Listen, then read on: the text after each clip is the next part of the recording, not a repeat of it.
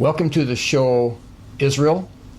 And today we have a guest, David Wemhoff, and he is a fellow traveler here from Notre Dame, same as where I came from.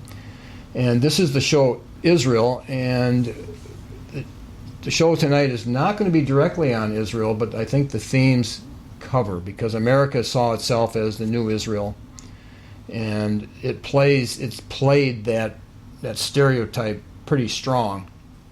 And I don't think Dave, in his new book, touches on that exactly, but I think we're going to see connections. Now, to remind those watching, the reason this show is called Israel is that the church has always understood that Jesus fulfilled all the law, and he actually is the true Israel.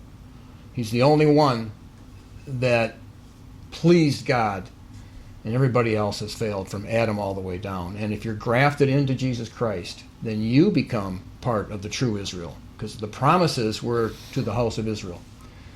And that religious theme has been overshadowed here in America. And a lot of people, most of the radio preachers, TV preachers, refer to Israel as only in the Middle East and not to Christ. And that's something that I think that there's an urgency about emphasizing this. But tonight we have Dave Wemhoff has been working on this book, and I've been journeying with him a little bit as he's been writing this book. And it's a very important book, and if you saw the last show with Dr. Michael Jones, in the middle of that show, it became so obvious. Why did this country go from a very strong position against the sin of sodomy, and within 60 years, or maybe you could even say the last 20 years especially, all of a sudden sodomy seems to be a virtue here in South Bend? And I asked Mike, I said, how could that be? And he said, well, you've got to have Dave Wemhoff on the show. And he has written a book to explain the collapse of Christianity and the collapse of the Catholic Church in their historical stance against sins that cry out to heaven for vengeance. So Dave, can you... I don't know if I agree with your interpretation of the book I Okay. wrote, and that's going to be coming out in about another month or so, hopefully. The name of the book, the short title, is John Courtney Murray, Time, Life, and the American Proposition. And let me examine each one of those words. John Courtney Murray was a Jesuit, born in 1904. He died in 1967. He was a Catholic priest, a Catholic Jesuit. He was a theologian. He was the friend of Henry R. Luce. He was also a confidant of Henry R. Luce. Henry R. Luce started Time, Life, which is the amalgamation of two names, of Time and of Life. Time was a news magazine, the first news magazine ever created, according to Henry Luce and a lot of other commentators, ever created in the world, and especially in the United States. It came into existence in 1923, and Henry Luce was responsible, with his friend and fellow Yalesman, Britton Haddon, to get it started. Life magazine was another one of Henry Luce's publications. It was a pictorial magazine. It had short articles in it. Anybody who's our age, maybe a little bit older, or anybody who remembers the 60s or even the early 70s, going to a dentist's office or a doctor's office, you probably had an edition of Life magazine there. It was a very, very common magazine that was very easy to read, look at. And what both of these magazines did is they sent messages. They actually helped to shape, but they actually helped to form, led to the formation of certain views, of certain ways of looking at life and events and things around us. And Henry Luce was very, very influential. His magazines were very, very influential. So that's John Courtney Murray, Time, Life, and the American Proposition. And the American Proposition was the name of a speech that Henry Luce gave on November 29th, 1953. And he gave that speech in Rome at the Prodeo University. There were about 4,000 people in attendance. By 1953, Henry Luce was quite the international figure. His wife was Claire Booth Luce, who was the United States ambassador to Rome. And Italy was a very important country at that time for a variety of reasons. It was the Cold War. The communists were supposedly trying to take over Western Europe, and Italy had been a battleground politically for that struggle. Though by the time Claire Booth Luce took over the ambassadorship, which was earlier in 1953, even the CIA recognized that the communists were no longer really a political threat. But Henry Luce was there in Rome, and he delivered this speech, The American Proposition, to 4,000 assembled faculty, dignitaries, and students at the Prodeo University. And the Prodeo University was a university which was started by a Dominican priest by the name of Felix Morleone. Felix Morleone was funded by Wild Bill Donovan, Colonel Donovan of the OSS, which was the American Overseas Strategic Services. It was the intelligence services, the precursor to the CIA. Yep. So basically what you had was Felix Morleone getting this enormous support from the United States intelligence community, and then opening up his school, which taught the basic principles of American societal organization as good in principle, taught those principles to the students that attended his school. And the students were Catholics for the most part, though there were some from other denominations. And these students would then go back to their home countries, wherever that was, Latin America, Africa, mostly Latin America, some parts of Europe, some parts of Asia, but mostly Latin America. And they would take these ideas with them, that America presents the best form of social organization. So in the American Proposition, Henry Luce laid out in his speech, which was very well received, he laid out the principles in relatively quick form, as well as you could, in about 20 pages of double-spaced type document, what the American society is based on, and some of the key documents that keep that society the way it is. And of course, that's the Declaration of Independence and the United States Constitution.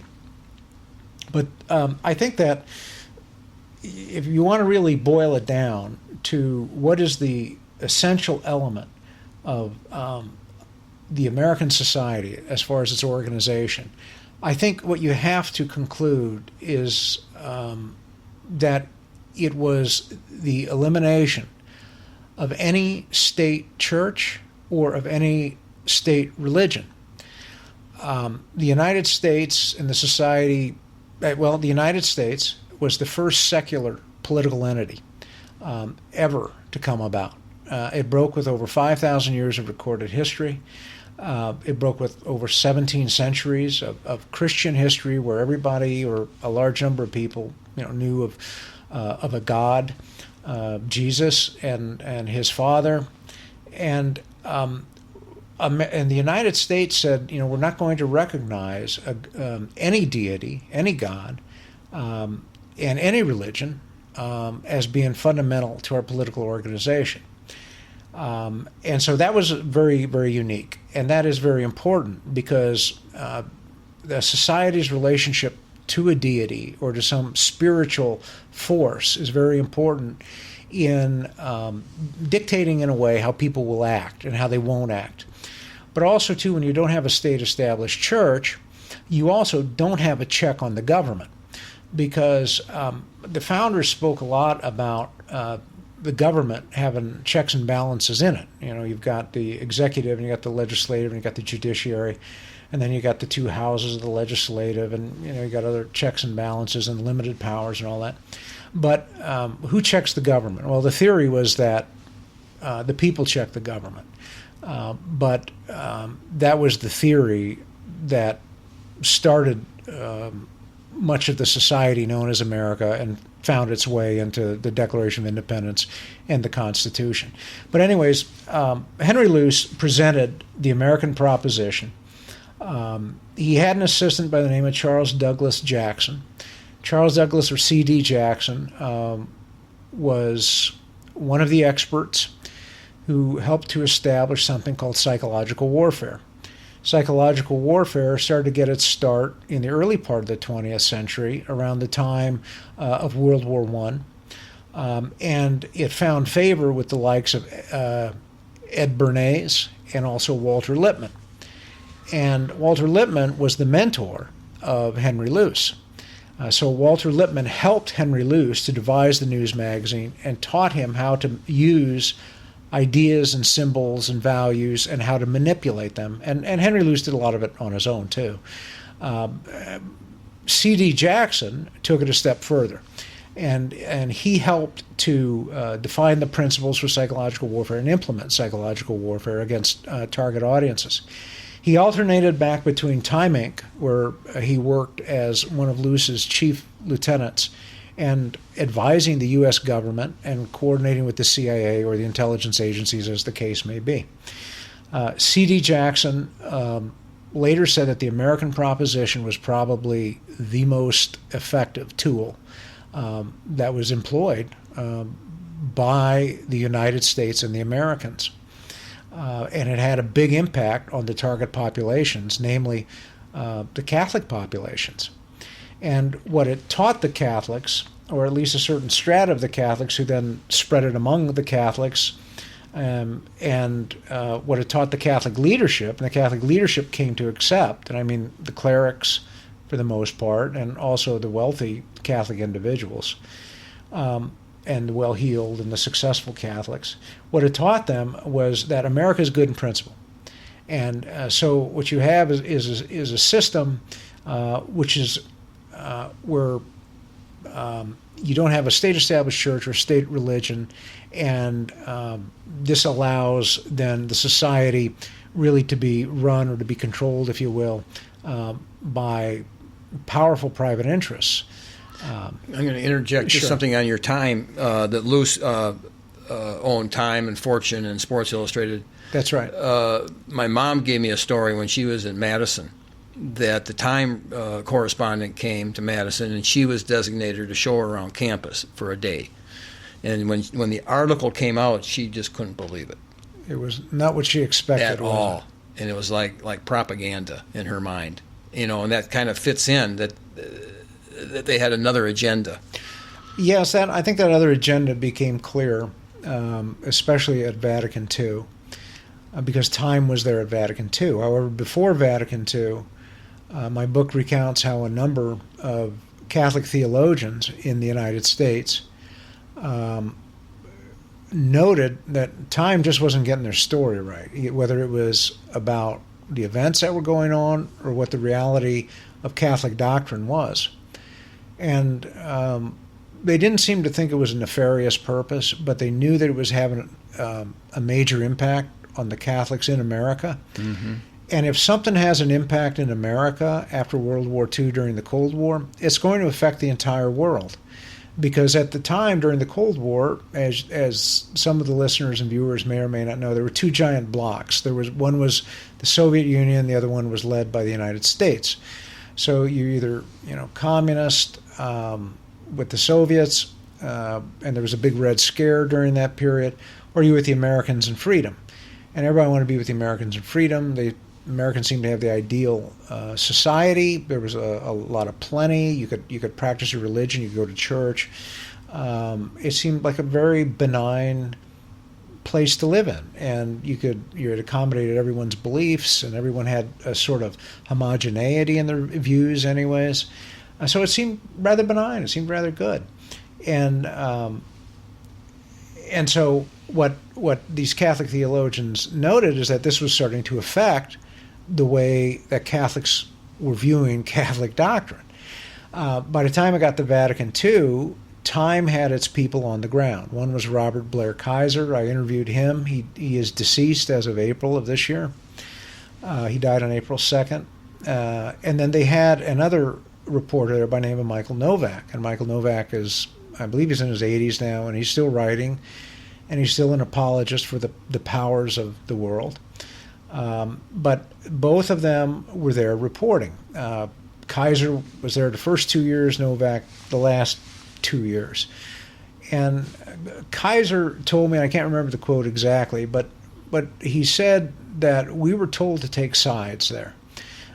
We were told to present a viewpoint. We were not supposed to be neutral.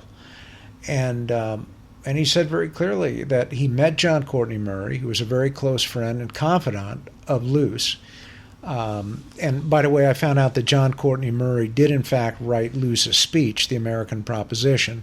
I found that in the Library of Congress. Luce made some additions and changes to it, but most of the heavy lifting, so to speak, was done by Murray. But Kaiser said that Murray was part of a conspiracy. He used that word, conspiracy. So Luce had an agenda, and the U.S. government had an agenda, and the American leadership had an agenda. The Catholic bishops of Vatican II started to become aware of this. They're saying, we're really being divided against each other. It's a false portrayal of what's going on. They're breaking us into different camps, which isn't true. And so the Catholics started to fight back. The Catholic leadership fought back as best they could. But, you're dealing with the American media, and that's probably one of the most powerful forces ever devised by the mind of man. It's very powerful. It's very pervasive. It's more powerful now than ever before. You're dealing with Hollywood. You're dealing with the news services. And the Americans have this down to a science. They have it down really well. They have a very good way of affecting the way people think and shaping values and thoughts. But the media is not generally Christian at all, right? I mean, the media has its own life. I mean, if you go to like the Observer at Notre Dame, or you go to the high school, the people that are into the journalism. I think the American media, by far, at the time of that I wrote my book focuses on roughly. It focuses on about 1948 until about 1965. But the media at that time was certainly interested in advancing certain principles that underlay the American society, and so was Henry Luce. And I think that those principles were what I call the American ideology. And it's an ideology which guys like Thomas Paine in particular crystallized when he wrote Common Sense in 1776. And it contains certain ideas by which society is to be ordered. And one of the most important ideas is that religion is a private matter. In other words, go off into your mosque or your synagogue or your church, pray, keep it there. But when you come out of there, whatever your faith is, that's not supposed to control the public discourse. It's not supposed to control the public laws, the public policies. And so religion was relegated to a corner, and it was going to be protected by the government. The rights of everyone to do that, to engage in their religion, to worship as they wanted, was to be protected by the government. Now, that was very smart. It was a very smart move by the American founders. So if you're raised in a family like that and you feel you have a calling, well, you're going to have to go and be a priest someplace or a missionary. You couldn't do it there because you're going to say, your dad, if we're Christians, we should be doing this. Well, in other words, you can't go public here in America very easily with your faith. Well, I'm not so sure about that. I think that there's a social organizational dynamic here that I find a little bit more interesting. I think or more pertinent, I should say, to what I wrote about, and that is that if you protect everybody's right to practice their own religion, which basically means to worship on their own, what you're doing is you are encouraging pluralism. Alexander Hamilton, James Madison understood this. That's why they wrote in Federalist 10 that the plurality of religions is a good idea, and I'm paraphrasing, because what it does is it divides the religions, and it keeps them kind of all at each other, checking each other, making sure one doesn't get more powerful than the other. And it reduces the ability then of these various religions to influence public policy or influence the national rulers. And that was a big deal because, as some authors have recently come out, Thomas Jefferson was publicly rebuked by the church in Virginia at one point. When you have a state-established church or a national church, you give real moral authority to the people in that national church. Now, pick a church, any church, it doesn't matter. But they have real moral authority at that point. And if they are different from your elected leaders or from your governmental leaders, they serve as a check on those governmental leaders. And there is then a tension in that society between the tenets of a religion and what the powerful private interests might want to do. So that's a tension in the society. That's a check on the power of the government to try to keep it in some form of morality. And I'm not saying it's fail-safe. What I'm saying is that it is a check on the power of the government, and therefore a check on the power of powerful private interests. Because one of the key things that the American system of government did was to limit government, so to speak. And what John Courtney Murray did, and what the American Proposition was about, that was delivered by Henry Luce, was to get the Catholic leadership to accept or buy off on as good the American system of social organization and the American political theory underlying it. That somehow limited government is good. Well, when they say limited government, what they're talking about is they're talking about no state-established church, means that the cultural engines are outside of the control of the government. In the First Amendment, the press is protected, and as people have said, as one of the only industries that is actually protected as being away from government control. If you have the power of the pen, the power of the press, you have enormous power. You can shape perceptions, you can shape ideas and thoughts, and that is very real power. The founders understood that because that's how they were able to solidify the support against the British in some parts of the country. In other parts, they didn't have so much luck. But it was still a powerful tool that you need, and that is how the society is shaped. And the people who can effectively wield the press are generally the wealthier parts of society. But in your vision, in the Catholic vision, the press, the church would be more the role of the voice than the press. The church would establish the norms of conduct in particular situations. And in the Catholic doctrine, and I say this after having studied it now for several years, Catholic doctrine says every society is subject to not just the natural law, but to the divine positive law of Jesus Christ. That is Catholic doctrine. That means that Christ is king of every society. This is what the Catholics believe. Well, Jesus said, all power and authority is given unto me. Go into the nations and teach them to observe all that I've commanded you. That's right. And what you have beginning in the 40s and 50s and 60s is the church leadership accepting a bad idea, which is to reject what their founder told them, and instead to accept what the Americans were saying, which is that America teaches the church. So the Catholic leadership went against what their own founder said. It seems to me if you're working in some big company, I don't know, pick one, and the founder's got a vision, and this company is really going down the road and really doing well, and you say, I don't think he had it right. I think he'd be in a lot of trouble, don't you think? Well, America basically kind of won the war, took it over from the British, and so they're bowing to the powers that be they're yielding to the ones who won the war and have the power. That's not what the church is supposed to do. I think that there's a lot of truth to that. I think that the Catholic leadership did bow to the power. The doctrine did not change, but what happened is the interpretation of the Vatican II documents, namely the Declaration of Religious Liberty, which was contributed to largely by John Courtney Murray. The Catholic leadership and other voices in the church interpreted that document to mean an endorsement of the American system of social organization, which involves religious freedom, religious liberty, separation of church and state, that whole thing. Now all those words, require some definition. And that's probably another discussion.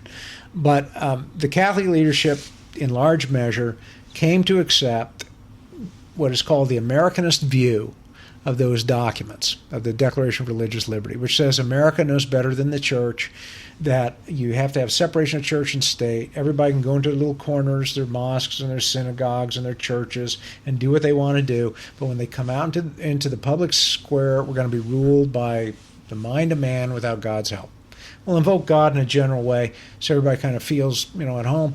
But then we're going to do what, we want to do, because we're not going to base our policies on any laws. Well, I think the Catholic Church is finding out that may not necessarily be a good way to organize society, like a lot of other people are finding out now.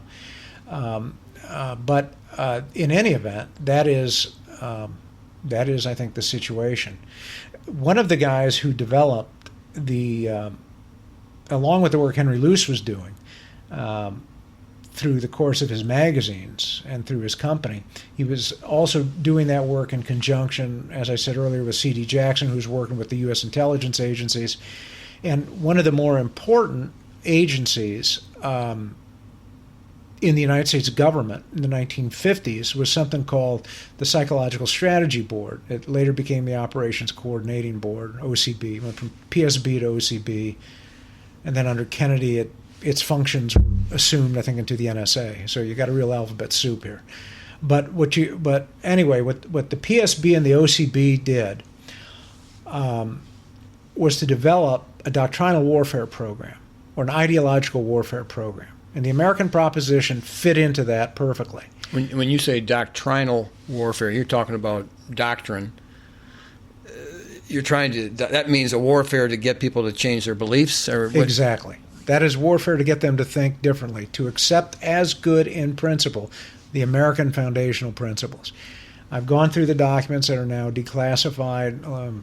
Some were secret, some were top secret. There are a number of them that laid out the different requirements of the different government agencies, what they were supposed to do, how they were supposed to present America, who they were to target. Or target the clerics, the leaders in any society, the businessmen, the people who think, the people who have some ability to think and reason, writers and stuff like that. The guy who was largely behind that program, creating that program between 1951 and 1953, was a Catholic. And he was a professor at Catholic University of America, and his name was Dr. Edward P. Lilly. Now, very few people know of Dr. Edward P. Lilly. The Lilly family was a big friend of the Grace family. I think W.R. Grace shipping company, family fame. Very wealthy Catholics, very well-heeled Catholics. The Graces worked closely with the CIA in Latin America. Lilly helped, and in other areas, to help Prodeo too. Lilly helped to draft the definitive plan for how the United States was going to infiltrate the religions of the world, namely Christianity with the Protestant sects, the Catholic sect, Islam, Hinduism, and Buddhism. And they developed plans. They developed plans on how to do that for each of the religions, and you can read the hundreds and hundreds of pages. In order to conform them to American ideology to some degree. That's correct. To help them kind of get on board. Help them get on board. And basically that's to say, American freedom is the way to go. We can still practice our religion. They've got a good system, and we can have everything we want. So it was to get people to the different religions, especially that they targeted, to get those religions to approve of America as good in principle. But you boil it down even further, you're getting them to abandon what they believe is the service to God and kind of shift it to the service of mammon. It's a very subtle shift. Very subtle shift. I think you can probably make that argument. Because the Christians believe if you believe in Christ, you believe in God. If you serve by believing in Christ, you serve God. If you don't believe in Christ, well, then you only got one other option according to Christ, and that is to serve wealth. That's Catholic. That's in the Bible. I think that's Catholic. Jesus said you either love teachings. one or hate the other, cling to one or despise it. God and mammon. So as a Christian, you can make that conclusion. You can reach that conclusion. You can see, okay, these are the two options you have, and this is the holy book, and the founder of my religion said this is what my options are, and if I don't take this, then I go this way. Catholic doctrine has always been that every society has an obligation to the divine positive law of Jesus Christ as an obligation to recognize Jesus Christ and to establish his church. And that establishing his church is part of that duty to the divine positive law of Jesus Christ. And the Catholic doctrine and the Catholic intellectuals at one time, the doctrine still says it, but the intellectuals at one time said, everybody's heard of Christ. I mean, it's 1950. I mean, everybody's heard of Christ. Maybe there's some parts in the Amazon where they haven't. But everybody's heard of him, so everybody's got an obligation to him. And so we have to make sure that that obligation is fulfilled. That is Catholic doctrine. Now, not all the Catholic intellectuals at the time were willing to make those changes in America. Even the leading defenders of pure Catholic doctrine were not willing to make those changes in America. They weren't willing to change the First Amendment, which really hurt the Catholic cause worldwide. Because as America went, the rest of the world went. Because we all know who won the Cold War. So it's more important if this was after the Civil War, it wouldn't have had that big effect on the world. But now that America won that war, in a sense, right, by still yielding to the American ideology, which the Catholic Church kind of always was. I think they fought it more around the time of the Civil War. I think that they probably did have more resistance to it at that time because you had Pope Pius IX condemn liberalism. The American ideology is liberalism. America is a liberal society with a capital L. John Courtney Murray recognized that in discussions with the Rockefellers. And the American founders knew that the liberalism which carried into Europe would not have happened if the American Revolution had not been successful. Right. And so what Murray did in the 1950s was to say the popes were only condemning European liberalism. They weren't condemning American liberalism, which is not true. It's kind of like condemning the French Revolution, but not the American Revolution. Right. They condemned the French Revolution, but not the American Revolution. And we were the ones that ceded. I mean, we went over there. Paine went over there. That's Thomas right. Jefferson went over there. Monroe and helped get going with the same principles. They helped it spread throughout Europe. And what you had is that's right. You had it spread into Europe then after that. And the church, with the Declaration of Religious Liberty, the Declaration of Religious Liberty, which issued in Vatican II, 50 years this year,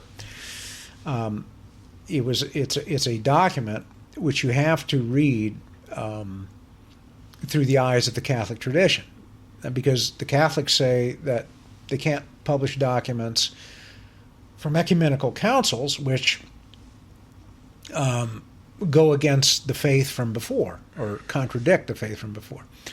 And if you study that document, there's a lot of truth in what they say, because you've got in one of the sections, Section 3, where it is recognized that the norm of behavior is the divine law, divine positive law.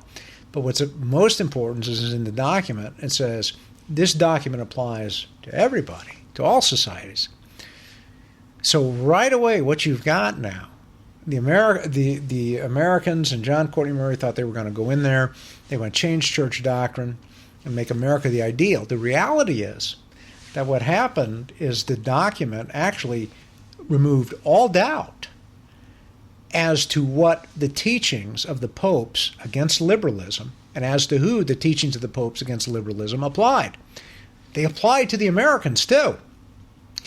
And that's something John Courtney Murray didn't want to deal with or talk about, but that is something that's very clear in the document, and that's very clear as to the effect of that document. But once again, if you can control perceptions, control words, and control ideas like Henry Luce was so good at doing, They didn't need to worry about that. you don't have to worry about what's written in the documents. Right. You can just spin them. Right. And that's what they did. Right. And so... Especially spin them on an American. well, Yeah, I suppose so. Yeah, I suppose so. But you're saying it was effective spin to the whole world? It was the whole world. As America goes, even though the whole document world said goes. it, the world didn't catch the spin that much either. I don't follow what you're saying. In other words, the document did say that the divine law applied to all societies. To all societies around the world. But when it got interpreted and when it got to the people, that's not what... Who's doing the interpretation? The interpretation is being done by the Americanists, those who think America teaches the church, and by the Americans themselves.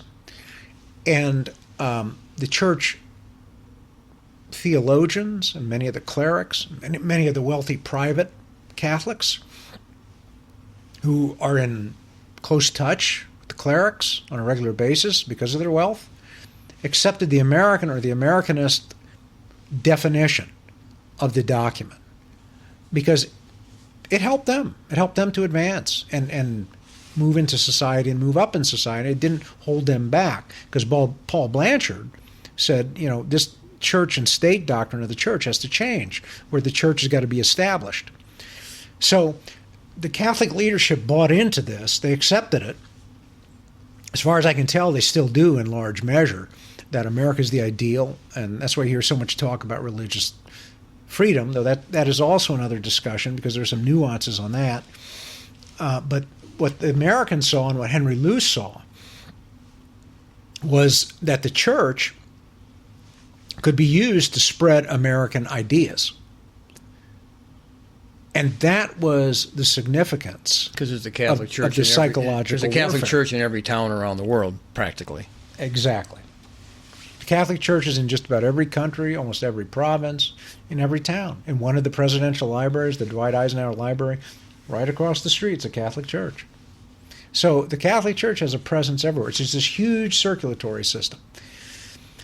What the Americans also did was that they got the Catholic Church to look at itself, to accept the idea that America knows better than the church, and so to look at itself in terms of how the Americans look at it. So then the church became like America in a way. So you got conservatives and you got liberals. Monsignor Kelly, George Kelly, wrote a book about 20, 30 years after the end of Vatican II, where it becomes very clear that's the dynamic, that the Catholic leadership and the Catholics in general have accepted this idea that they're like America, because America teaches the church, so we're liberals and we're conservatives. You also have, I think you have, with Kuhn, one of the theologians who was a friend of Benedict XVI, Hans Kuhn, wrote a book, I believe in the early part of this century, about 10 years ago, where he presented the image of America, looking at the church and condemning the church. He was condemning the church, but he was doing it in American terms. I heard him speak at Notre Dame. Right. So he was using the American view of reality to condemn the church and saying this is how the church should be. And a lot of people picked that up and ran with it.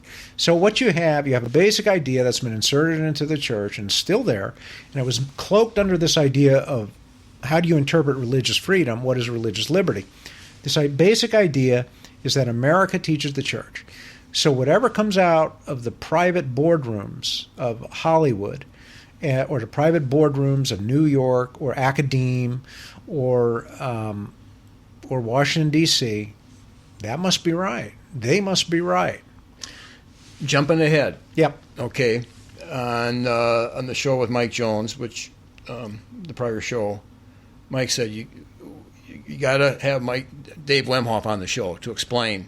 And part of what he was trying to explain is why the church could not speak up against sodomy. Is there a connection that you see with the church being influenced by American ideology and being weak? Well, I think the church has accepted the idea that America teaches the church. So I think that the church leadership can't focus on the real issue. And I think that's the real issue, one of several, I suppose. But they can't seem to focus on that. So the church leadership, namely the priests and the bishops, have just simply accepted this idea of a gay or homosexual identity. And nobody seems to know really what that is when you ask them.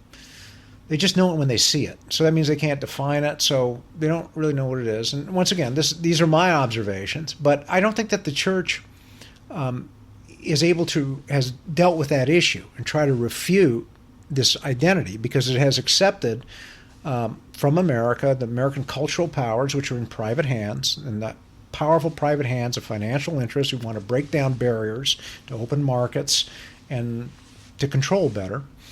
But they accept that as a legitimate good. I think a second problem you've seen recently that's highlighted with this whole debate on gay marriage is the Catholic Church is talking about something that they just can't seem to articulate. They're saying marriage is between a man and a woman. That's tradition. Well, if you actually read the scriptures of the Holy Bible, and I read a lot of books. So I read the Holy Bible. I read Mao's book. I read a lot of books. Okay, so if you read that, it says in there where Jesus says, and once again, he's the founder of the church, according to the Catholics. He says, basically, a man leaves his parents, a woman leaves her parents, they get together and become one. Paraphrasing it. And let no man put him asunder. Let no man put him asunder. Okay, so he's saying marriage between a man and a woman is what he's saying. That's what that means. I think that's what the church fathers also interpreted to mean. That's what the commentary means. But the Catholic bishops and the Catholic priests can't say that for some reason in public. They have to talk about tradition. So they're ignoring their own teaching, which is that every society is supposed to conform itself to the divine positive law of Jesus Christ. Well, that's part of Jesus Christ's divine positive law. And whenever they're not, the church has an obligation to warn them that they're not. That's correct. And they don't do that. They talk about general natural law principles, tradition. This is kind of how it's been. Natural law is never enough. And I will say this, and I know it's going to cause a lot of people to get upset. There's many natural law versions as there are people. Nobody really knows what it is. But the Catholic Church has a rough definition of it. But you need the natural law, and you also need the divine positive law. That's Catholic doctrine. Okay? What Murray was talking about was all you need is natural law. He took that Beatles song, All You Need Is Love, and said all you need is natural law. Not really, but he said all you need is natural law. And the Catholic theologian said that's wrong. You need the divine positive law. And this was the fight, because without the divine positive law of Jesus Christ, then you don't need Jesus Christ. So Jesus Christ is why the church exists, to spread his word, and Jesus Christ is the King of Kings. So if you eliminate Jesus Christ from a societal level, then you reject him. That's the thinking. You've rejected him. If you reject him, then all society can do is pursue wealth. Okay? And then all sorts of bad things happen. Now, this is a little bit off, maybe. You got the argument on the Confederate flag, but I do know there was a big movement in the Confederacy, like 1860 or so, to put Jesus Christ in their Constitution, and that movement failed. Okay. But that's you would have been part of that movement. Let's say you weren't Catholic, but in other words, you're saying there has to be an acknowledgement of Christ, and especially if you're going to have a Constitution. This is what Catholic doctrine is. Right. This is Catholic. So by leaving Christ out, the Confederates put God back in. Our Constitution didn't have it. That was important to them. But you can't just leave it there. Doesn't there have to be an acknowledgement of Jesus Christ? Every society is supposed to do that. He is Christ the King. The Catholic leadership has completely gone silent on this for a very long time. They don't talk to anybody about anything, about Jesus Christ being the King of society. They're not interested in doing that. They're interested in religious liberty. What the Catholic leadership means by that is they have their little green zone. They have their little fiefdoms. They have their hospitals and their charities and their schools and their parishes. And they want to do what they want to do right there, okay? And they don't want anybody to touch them. And they're not interested in changing society. They want to call the government to account, right? They got to stand up and say that. But they're not invoking the teachings of Christ. So how serious can they be when their founder tells them to do that? Well, you go to the big cities, or you go to a city, you see these big, huge churches, Yeah. and you wonder, what are they doing in there?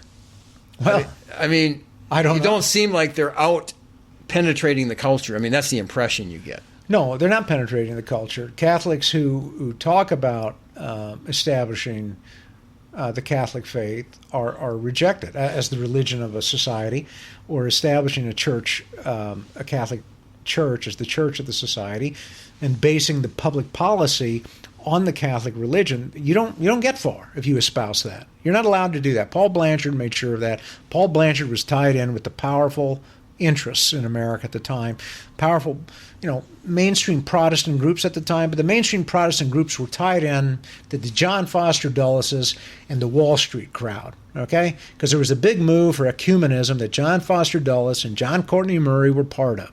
And that ecumenism was basically to break down the barriers and to bring all the religions together and say, hey, come on, Catholic Church, come with us. Because that way, then, it's easier for financial capitalism and for businesses to get to the person, to control the society, and, to make money and exercise control. You had to break down these barriers. This is the idea that Amintore Fanfani came up with.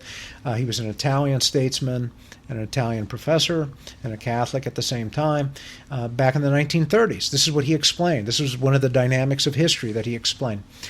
So capitalism has to break down these barriers, okay? And the best way to break down the barriers is to get rid of these doctrines, these traditional doctrines, these doctrines that the church held and still holds, of a state-established church. Because you don't want an institutional structure checking the greed of a few, okay? You don't want an institutional structure that has juridical status saying to the government, you can't do that, that's wrong, or saying to powerful private interests, whether they're media or finance or corporations, you can't or cannot do this. They wanted that tension removed from society, because then the powerful interests can do more. The wealthy interests can do more, and the society can be given. Well, like here more of those locally, things. when the mayor came out and said he was gay, I mean, I've talked to a lot of people who are really disappointed that President of Notre Dame, Father Jenkins, basically kind of praised the mayor, having courage to come out. And they were hoping there'd be a voice to condemn sodomy. Well, that's an example of the Catholic leadership. And when I say leadership, really it's the clerics and the bishops for the most part, but also wealthy private Catholics and well-off private Catholics who've moved up in this system, espousing this American ideology as good in principle, or at least not questioning it. That's an example of what I'm talking about, where the Catholic leadership has said, well, America teaches the church. They obviously know better than us. The problem with that approach is a dynamic that you and I talked about a little while ago, which is that in any society, the higher comes to control the lower. What happens in the public square teaches the private. So the Catholic bishops and the Catholic priests have, again, they've forgotten their own doctrine, and it's kind of funny to watch because they seem to have collective amnesia. But what they've talked about all the time is you got to have strong families, which means nuclear and biological, one man, one woman, children, in order to build a strong society. Well, that's part of the equation. Another part of the equation is to have a strong society that's ordered on proper principles that nurtures the family. Mm-hmm. And they have to reflect each other. Okay, but the Catholic bishops and priests can't talk about that, because to do that is to condemn the American ideology and the idea that America teaches the church. So they can't go there. They can't do that because America allows them, the pluralism allows them to have their little fiefdoms, sit on boards of directors, be somebody, and feel like, they're doing something. And, the American system is ingenious. The founders were brilliant. The American founders were probably some of the most brilliant men who ever lived. And with the exclusion of Henry Luce, who I think was brilliant, and C.D. Jackson. But they were brilliant men, and they understood that it's easier to keep control of people by giving them something. And so that's what pluralism is. Everybody gets a piece of the pie. Everybody gets some gravy. Yeah. But is it like the frog is being slowly cooked. I mean, all this is going on, but what's happening to the vitality of the church? It's just little by little. Whatever happens in America goes throughout the world. Whatever happens to the church in America goes throughout the church in the world, because America is the one remaining superpower. Culturally, politically, militarily. Watch the nightly news about what's going on in Greece, right? And the real story is the fact that everybody they talk to speaks English. That's the real story, okay? But nobody talks about that. But that is a way that the Americans exert their power throughout the world. So is the church losing its vitality? I'm not sure what you mean by that. I mean, certainly the Catholic Church is no longer a missionary church. I mean, it's certainly not there preaching the gospel. And if they can't speak against the sin of sodomy, then what sin could they speak against? Well, that is, again, that's part of Catholic doctrine. Sodomy is a sin. You don't really hear that anymore. There's a lot of Catholic doctrines you don't hear anything about. It's just part of everything else that kind of gets submerged because they want the Catholics to get along. Because America's got a better idea, see? And America teaches the church. And so we listen to what comes out of, Hollywood and academe in New York, and they'll lead us right. And you have to look at American history. It's been an incredibly successful history. You really have to admire the work of the Americans. But a lot of people think that we're really falling into a lot of corruption. If God's raising up an answer to Americanism around the world, where would you expect to see it possibly happening? I don't know. Now you're asking me to make predictions and talk about things outside. Or where do you see some hope? Obviously, not coming from America too much. Well, all I'm saying is America's got a system. It's got an ideology. It has effectively conquered the Catholic Church, or changed the Catholic Church, and the Catholic Church is one of the biggest arms of American cultural and ideological power, as I see it. And do I see that changing anytime soon? Well, Catholics believe that it's Christ's church and that he's in control and that he can do anything. So I don't profess to know the mind of the founder of the Catholic Church. You're talking about the public getting into the private. So let's say you have a traditional Catholic home from, decades ago or centuries ago, the ideal Catholic home. Now you see the influence of American ideology seeping into that home. What kind of changes does American ideology do to a Catholic home? As far as, let's say, the husband, the wife, the children, what kind of changes, the corrupting influence on the Catholic home? Well, some people will disagree with you and say it's not really corrupting, it's liberating. So I think a lot of people would probably say there's a liberation within the family now. Everybody's coming into their own, into their individualism, and we can interact with each other as human beings and as equals. And that could be a good thing to some people. Right, but you're suggesting that the American ideology is harmful to a real healthy Catholic environment. Well, the American ideology has had an impact on societies. It reorders societies. There's no doubt about that. And it does put an enormous amount of power into the hands of private individuals. And that is a break from human history. That is a big break from Catholic doctrine and from human history, where the government, the civil authorities, had the power to control all of society. So that is a problem. When private individuals can use society or have inordinate influence on government to utilize it all for their own benefit, then you have a problem. And if they are interested primarily in monetary gain or personal gain, then a lot of people are going to suffer. Because, society, we're all in it together. That's the idea. That's why you have a society. We're all in it together. There's a scripture that says they will get into the homes and with their doctrine they'll subvert whole households, teaching things which they ought not to. Okay. Well, certainly the Catholic doctrine, the Catholic faith will not be taught in those homes because America is teaching instead. So let's say graduates from Notre Dame. Okay, my dad graduated from Notre Dame. We know a lot of people, even from your dad's generation or my dad's generation, and we were raised under those homes. We've talked about that kind of Catholic upbringing at the universities, you get a lot of Americanism.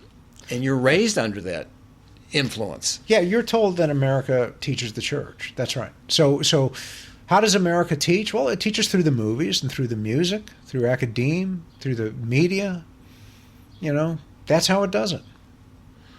Right, and so the relationships are ordered differently. I mean, Right. the husband-wife relationship Right. tends to be ordered according to the American Everything concept. gets ordered, and we're all equal. That's the American concept that reorders it. Right, so There's actually, no hierarchy, except the successful people.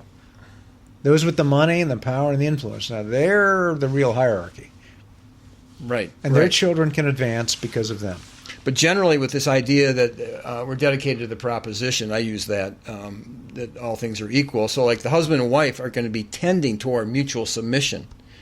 That's going to be the American pattern more than the traditional pattern, where the husband would take more lead, and the wife would take more of a subservient role. I don't disagree with that assessment from what I know. I mean, I think that's probably a fairly accurate assessment. Right, and then the effect. It's going to have big effects when you tamper with that relationship. Well, sure it does. It has huge effects. Of course it does. They're remaking society. The American cultural engines remake society, and that's because you have an ideology, a set of beliefs that remade society because they eliminated a deity, pick one, from the public sphere. Right. So the authority of the father in the home, under the American scheme, he doesn't get his authority really from God under the Christian concept. It's kind of like his authority comes from the principle of the consent of the governed. That's from the Declaration of Independence. That's right. Right. So he's not really strengthened very much. So, but anyway, that's another subject perhaps. Yes. But it's getting down to some of the crux of this. But anyway, we're getting down to the last 2 minutes. This is the show Israel, with the theme that Jesus is the true Israel, and that the Israel in the Middle East is not the Israel for the Christian. We look to Christ. And hopefully your book is going to be coming out here real shortly. I hope so. Next several weeks, hopefully. Okay. And the name of the book will be called John Courtney Murray, Time, Life, and the American Proposition. Subtitle, How the CIA's Doctrinal Warfare Program Changed the Catholic Church. David A. Wemhoff, Fidelity Press, South Bend, Indiana, 2015. That's what it looks like. And a lot of people are looking forward to that. Yeah, so hopefully your phone will be ringing off the... However... whatever. I mean, I did the research. It took several years of work, and I feel pretty confident about it. Okay. I think it's very important because people cannot understand why this culture here is so weak, why the Christian culture is so weak. And this does explain... yeah, it's because you're having powerful private interests tell you what to believe. Right. And not the founder of your own religion. Right. So that is a call for repentance on behalf of especially those in leadership. And we can pray for that. Okay, we can pray that hopefully they may listen to what you're saying and see the need for repentance in some key areas. So, Dave, I'm glad you were able to come on the show. Well, thanks for having me, Peter. And we're wrapping this up. And I will be seeing you on the streets here in South Bend, I'm sure, up in your office, because your ideas are very powerful and they need to be listened to. And hopefully you'll be able to... tap into Dave's, get a copy of his book coming up, and see him on some of the things you're going to be putting on the air on your own, I think, coming up. So this is Peter Helland with Dave Wemhoff on the show Israel. Till next time.